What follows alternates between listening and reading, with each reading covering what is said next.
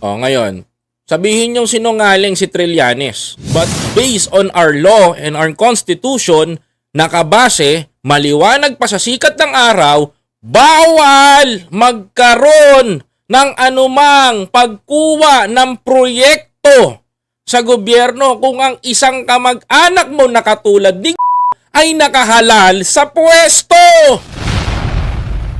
Up to 4th degree. Bakit nakakuha yung tatay at yung kapatid?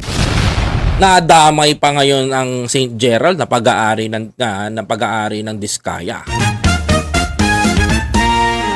Kayo nang bahalang hungsga, mga kababayan. Ano ngayon ang sasabihin nila? Diba?